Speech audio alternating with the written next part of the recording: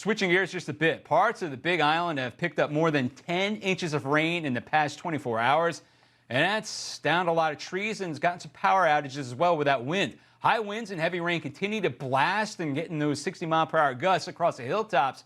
You got wind advisories, wind warnings. You got some flash flood watches out there, too. So joining me now to talk about the potential impacts is James Barrows, the administrator from the Hawaii Emergency Management Agency.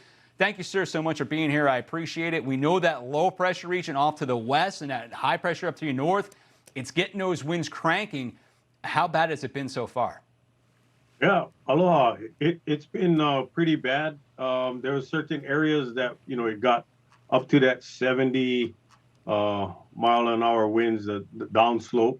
So every island is getting impacts differently, but we realize there continues to be power outages, some downed trees, road closures across the state. Yeah, we're watching the rain showers right now. I've got the radar picture up too. And James, it's not just the rain, it has been the winds. Winds are still clocking in there at 43 to even 60 mile per hour. So it's coming in the trade direction, but this is a little too much. Yeah, it is. And one of the talking points across the state is, we're getting this kind of impact, and it's not even hurricane force winds, and it's not sustained, it's gusts. So we really gotta take some lessons learned from this event as we progress into hurricane season in May. Yeah, you've got several more hours of this stuff. What do you expect for the rest of the afternoon? So the governor did sign a emergency proclamation.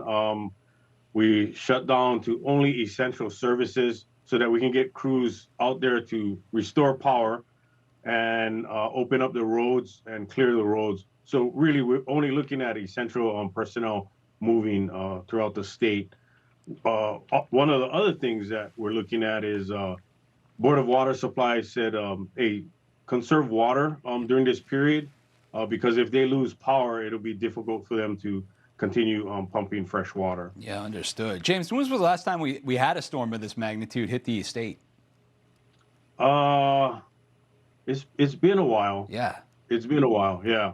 I'm trying to remember. We had a Kona low. I guess it was back in the fall, but it wasn't, the wind was not cranking like it is right now. If you can see the map, I mean, you got a solid sheet of rain from the Big Island all the way up to Oahu, but it's the winds. And it's not just rain, right? We're talking about snow across the peaks in the Big Island, right? Yeah, the Big Island's got snow, they got heavy rain, they got winds, some serious gusts, and high surf advisory also. I was going to ask you about the high surf advisory. Do you have people going out there trying to take advantage of the waves right now? No, it's pretty blown out because of the weather, so it's not really nice surfing conditions.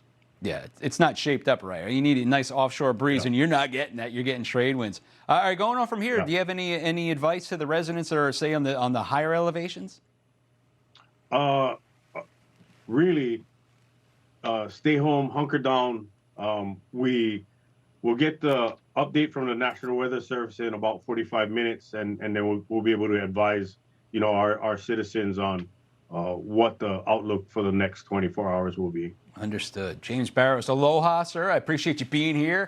I know it's early for you guys, and I know it's going to be going on for a while. Mahalo, my friend. Aloha. I appreciate it. Good to talk to you.